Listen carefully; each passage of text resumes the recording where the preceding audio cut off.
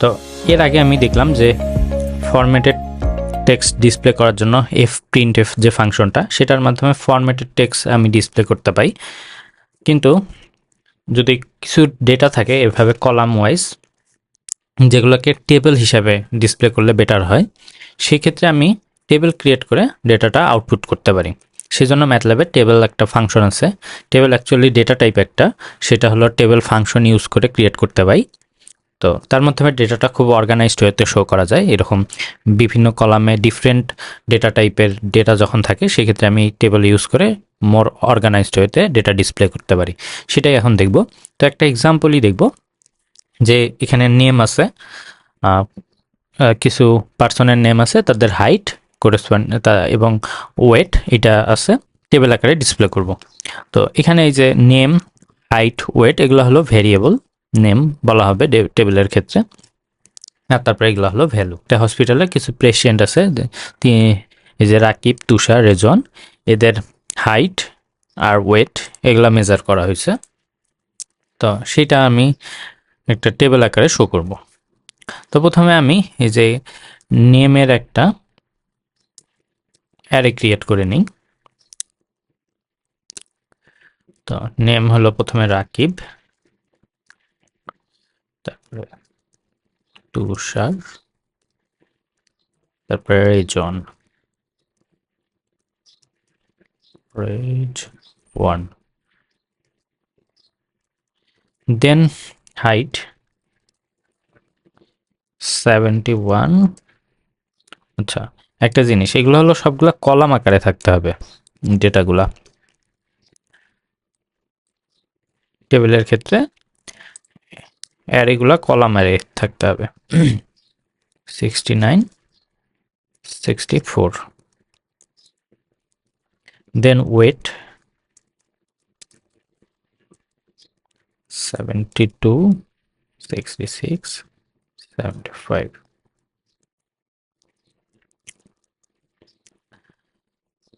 এরপরে আমি table create করব, একটা টেবিলটা ক্রিয়েট করে টি ভ্যারিয়েবলে রাখবো, কারণ টেবিল একটা ডেটা টাইপ। তো টেবিল ক্রিয়েট করার জন্য এই টেবিল ফাংশন আছে। এর মধ্যে আমাকে এই যে ভ্যারিয়েবল নেমগুলো দিতে হবে, অর্থাৎ এই যে কলামের যে নামগুলা সেগুলা দিতে হবে। কলাম যে ভ্যারিয়েবলগুলা, নেম, তারপরে হাইট, তারপরে ওয়েট, এগুলা দিলাম। এখন যদি রান করি, আচ্ছা রান করি, তাহলে এই যে টেবিলটা ক্রিয়েট হয়ে যাবে এবং এটা শো করবে।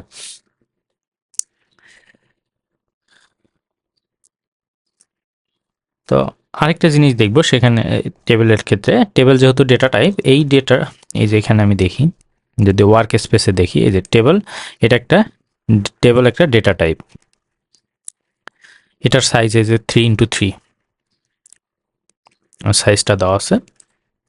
তো টেবিল থেকে আমি ডট নোটেশন ইউজ করে এর যে বিভিন্ন কলামগুলো অ্যাক্সেস করতে পারি। ধরা যাক নেম কলামটা, এখানে ডট নেম দিলে শুধু এই যে নেমগুলার আমি আউটপুট পাচ্ছি।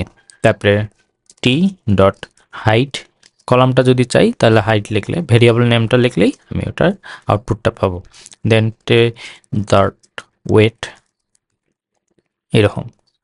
এছাড়া আমি আরও একটা জিনিস দেখতে পারবো, সেটা হলো একটা টেবিল হইলো, ক্রিয়েট করা হলো, তো ওই টেবিলের সামারি ফাংশন যদি ইউজ করি, তার ভিতরে টেবিল দিই, তাহলে এই যে টেবিলে কি কি আছে, ভেরিয়েবলগুলো কি কি আছে, নেম ভেরিয়েবলে স্ট্রিং আছে, তারপরে হাইট ভেরিয়েবলে আছে ডাবল, এই তারপরে এগুলো যেহেতু নিউমেরিক্যাল ভ্যালু, সেক্ষেত্রে ম্যাথল্যাব অটোমেটিক সেটার mean value, median value, max value এগুলো বের করে দিবে। এরকম আর কি একটা সামারি পাবো যে কি কি আছে এই টেবিলের মধ্যে। তো এটা টেবিল ক্রিয়েট করা দেখলাম, এভাবে ডেটা শো করাও দেখলাম, যে মোর অর্গানাইজড ওয়েতে ডেটাটা শো হচ্ছে। এরকম যদি কলাম থাকে, কলাম ওয়াইজ ডাটা থাকে সেগুলা। তারপরে এখন আরেকটা জিনিস দেখব, সেটা হলো আগের যে টেবিলটা ক্রিয়েট করছি, সেই টেবিলটাতে আমি একটা এক্সট্রা নতুন আরও কলামও অ্যাড করতে পারবো দরকার হলে। এটা তো আগের টেবিলটাই আমি এখানে কপি পেস্ট করছি জাস্ট। তো এখন টেবিলের পরে টি দিয়ে আমি একটা নতুন কলাম অ্যাড করতে যদি চাই, ধরা যাক এখান থেকে আমি কি করব, নতুন কলাম যেটা অ্যাড করব সেটা হলো বিএমআই ক্যালকুলেশন, অর্থাৎ এখানে হাইট আর ওয়েট আছে, তো তাদের কোরেসপন্ডিং বিএমআইটা ক্যালকুলেট করব। এখানে যে হাইটটা আছে ইঞ্চিতে আর ওয়েট আছে কেজিতে।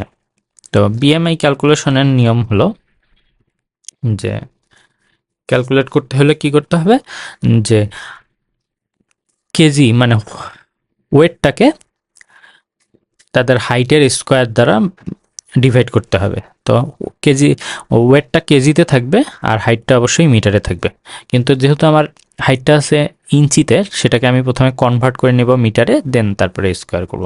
তো প্রথমে যেটা লাগবে ওয়েটটা, তো এখানে টি ডট নোটেশন দিয়ে আমি এই ওয়েট এগুলা আমি অ্যাক্সেস করে নিতে পারি, এই পুরা কলামটা।